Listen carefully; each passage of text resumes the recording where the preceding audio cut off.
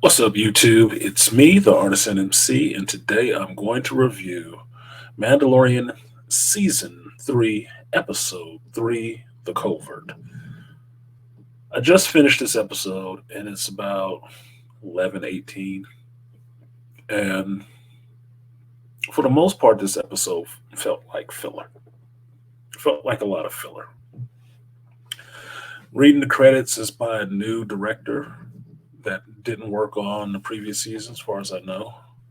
And the tempo in this one was kind of slow. Seemed like a longer episode than usual. It seemed really long.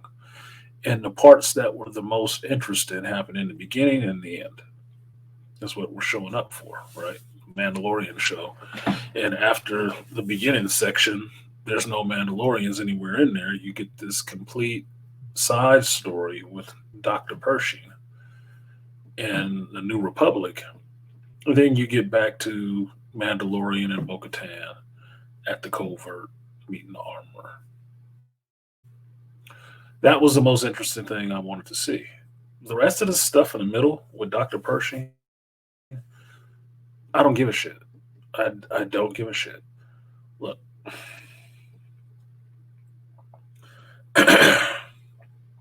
Dr. Pershing as a character was interesting because he was working on the whole cloning thing, right? Him explaining what he was actually doing, in a sense, in cloning various individuals or cloning individuals and taking pieces from different individuals and putting them together in a DNA strand was interesting. It just leads to trying to understand what was the point of his cloning. Now, to me, the point of his cloning was to make a new body for the emperor. So when the emperor did his mind transfer jutsu into a new body, the new body would be strong, virile, and could last a long time. Now, listening to some other stuff from Star Wars Theory, I'll give him a shout out because that's where I heard the shit from. It got me thinking about why they would want to clone Baby Yoda. What was the genetic experiments on Baby Yoda for? And one of the things I think of is his species. His species is what would be the point of cloning someone with a high metachlorian count and an extremely long-lived species? That would be the only reason that Palpatine creating a clone body for himself that would be very strong in the force, has a very high metachlorian content, but also being extremely long lived would be a body worth having. You could have an endless amount of clones or just one or two that would not break down for a long time. Think of it this way: the Kaminoans, they put time delays in their clones. All the clones they made at Jango Fett, it was time delayed, right? So they would age out after a point. And even if you read some of the Legends stuff, Boba Fett was one of the oldest clones because he was one of the pure clones. Some of the rest of them that Boba Fett ran into and chased down and stuff, they were breaking down and dying off, even in a post Empire time where Boba Fett is old. There were still some clones running around that were just old, grizzled men, but they were all supposed to be dead already. So my thinking is, if Palpatine is into this cloning shit so hard, what is he cloning and why? New bodies for himself. Strong, long lived new bodies. Because If you know anything about Palpatine likes power, and he don't want to give it up. He don't. So his main gripe with why he hated um, Obi-Wan, why he wanted Anakin, why he wanted Luke, we because they were bodies that had very high midichlorian counts and were very strong in the Force, youthful and vibrant. Obi-Wan took one of those from him, a body that was created, or a being that was created in the Force by him and his master, and virgin birthed in the Shmi Skywalker.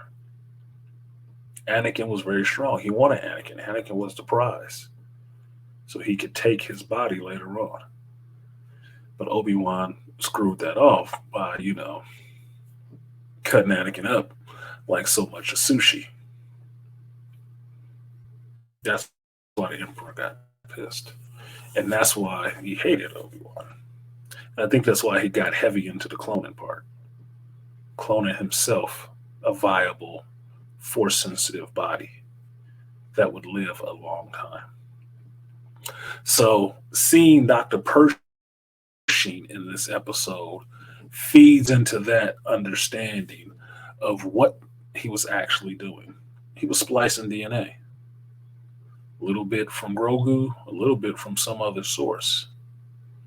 Now you see one of his failed clones in season 2.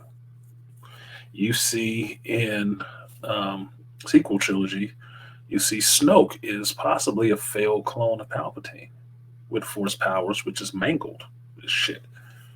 Right? By the time you get to, God forbid, the Rise of Skywalker, you see that there's Palpatine here, and it's kind of a clone body, and there's more of them. But he wants to essence transfer into somebody else. He wants a body. He wants a viable, strong body. Now, this could all be interesting, but this part with Pershing went on way too goddamn long. It ate up way too much of the episode. Way too much. Now, seeing the female character in this that looks like a boy, and I believe this is the woman, the actress, Emily Swallow. I think this is who this is. Just got finished seeing her in Ant-Man and the Wasp: Quantumania. So I'm kind of recognizing her, but I'm not seeing why she's here. And this whole middle part of the episode is playing out like a knockoff of Andor in a sense. When I'm forgetting his name right now, but when the cop character end up having to go into a new job and he's just working in cubicles somewhere. Just working in cubicles somewhere. Now, this in The Mandalorian with Pershing is also playing like a ripoff of 1984 and what Winston was doing in the Ministry of Truth, I think it was, that he worked in, where he was just destroying news, fact-based news. He was just destroying it and altering it. That's all he was doing. Pershing was sitting here destroying imperial science and documents and ships and stuff like that. Until he finally starts looking at it, he doesn't know. And so it plays like I am going to subvert you in a way and entrap you, tease you with the understanding of what is missed from the Empire, what is gained from the New Republic, get you to do some stuff outside of your, the rules, with little pushes here and there. And then at the final step, when you actually do commit all these crimes, I'm going to be there to turn your ass in, get you caught and turning you in. Just like what happened in 1994 with Winston and the girl that he was into. They had been watching him the whole time. All his conversations, everything they was doing, they had been watching. And just like Winston in 1984, Dr. Pershing gets captured and took to what I would consider a re education camp.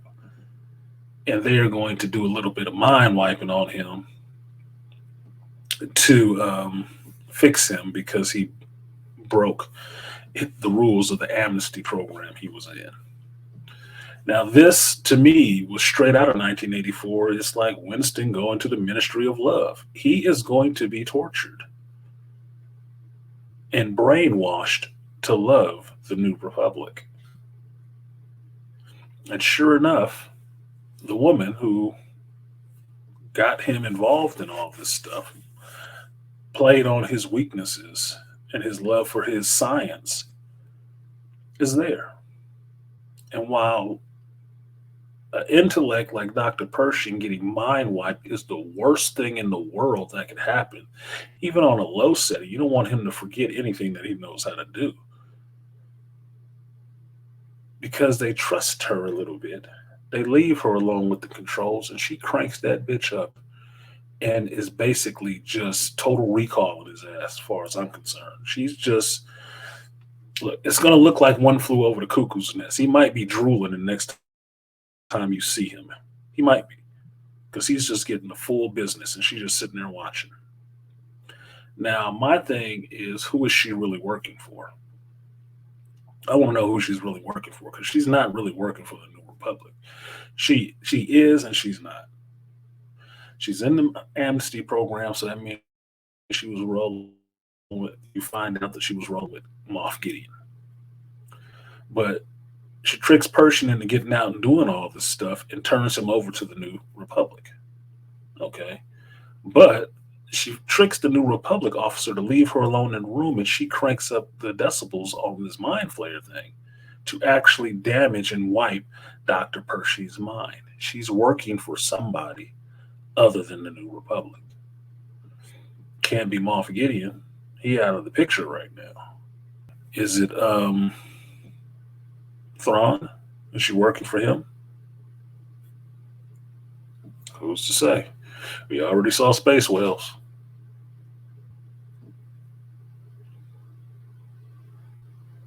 Could be Thrawn. Could be. Don't know, but it could be. We know that's the big bad looming out there somewhere. Guess we'll just have to wait and see in Ahsoka.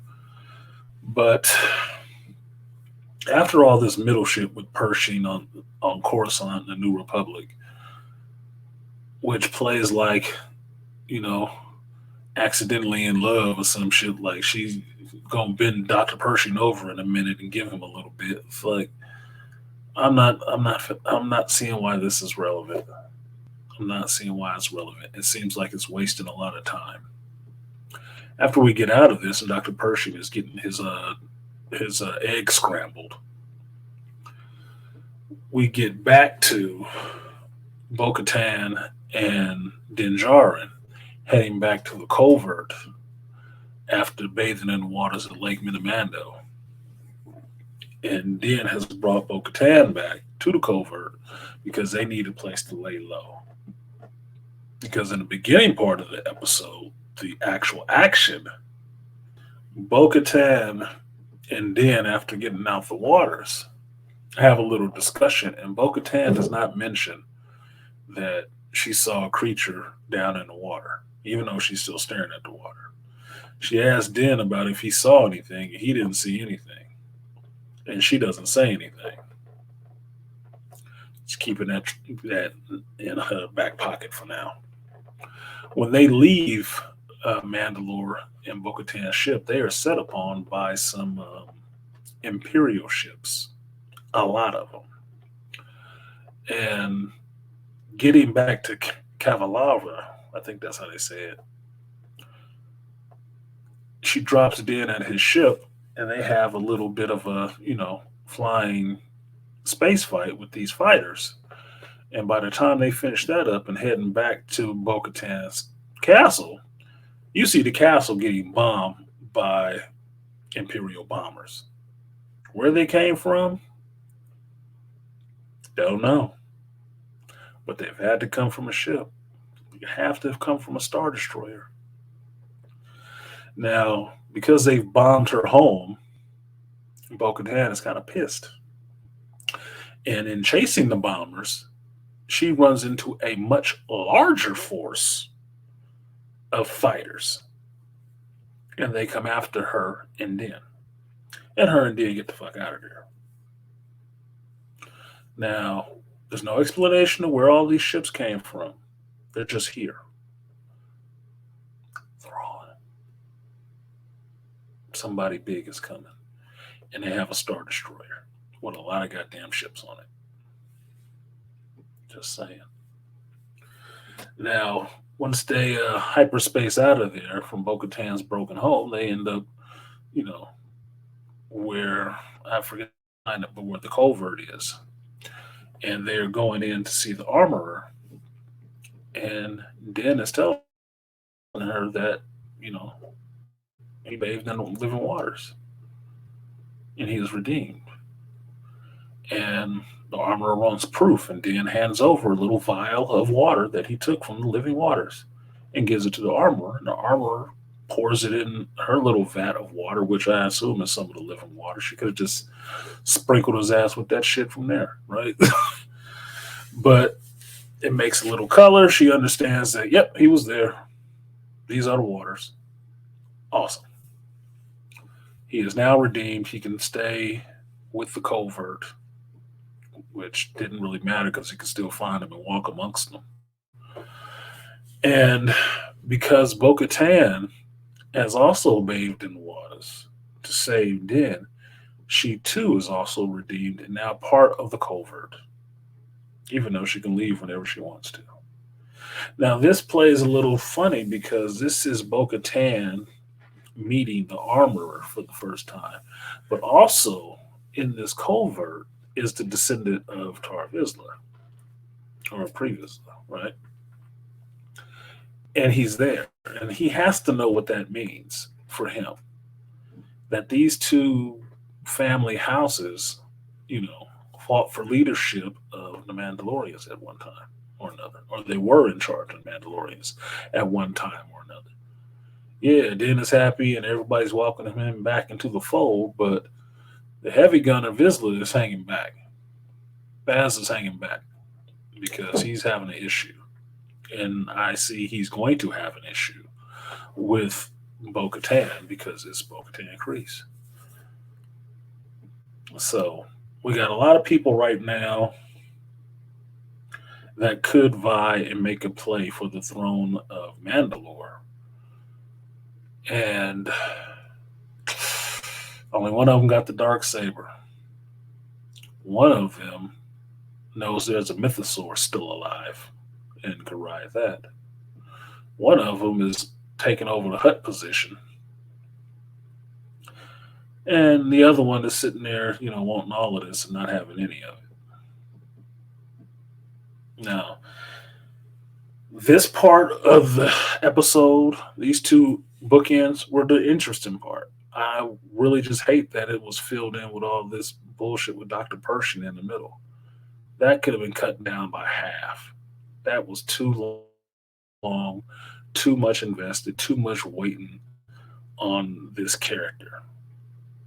Now, it got to the same sappy beats as Karn in the Andor show, but not as good. Not as good at all. Same sappy beat, same, he's a sad sack just getting kicked. It was like, look, dude, what the does this have to do with the Mandalorian? I tuned in for the Mandalorian. I didn't tune in for Dr. Pershing gets a girlfriend. I don't care. And I've seen the 1984 movie, read the book multiple times. This is not interesting me. I'm seeing what it is. So I don't know. When I'm looking at the credits, I see Jon Favreau and somebody else wrote this episode. So I guess the Mandalorian pieces were Jon Favreau, and this middle section of crap was this other person who read 1984 and just decided to copy it. This is pissing me off in Star Wars. I'm getting amped thinking about it right now. Stop copying other people's shit to put it in your work. Star Wars is supposed to be a place of original ideas. It's supposed to be. Maybe that's just stupid of me to think that. But between the 1984 ripoff there and the Alien ripoff and the Bad Batch last week, I'm really getting irritated. I am really fucking irritated with this carbon copy bullshit that people are supposed to be writers and they're not writers. They're not writing. They half-ass plagiarists. It's fucking irritating me. Now I say that B, I have 2 episodes of the Bad Batch to watch after this.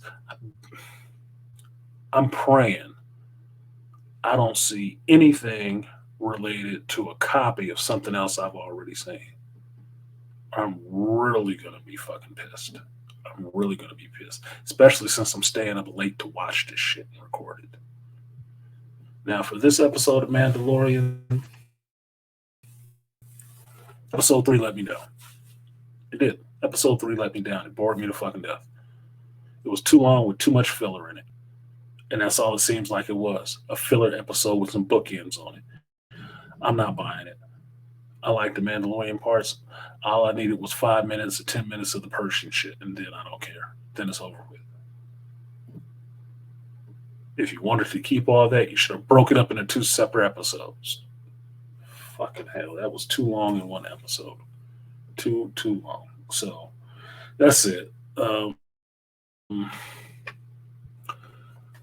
like the beginning. I like the end. I didn't care too much for the middle. I don't care about Dr. Pershing that much. He is not that goddamn important. Can't be. But, and I've been to Coruscant before in Andor.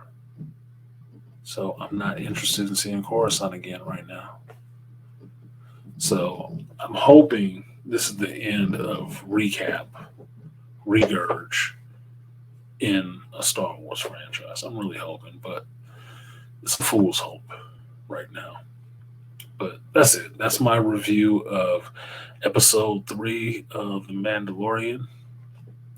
Like, share, subscribe, support the stream if you feel so inclined. And I will see you guys next time. Peace.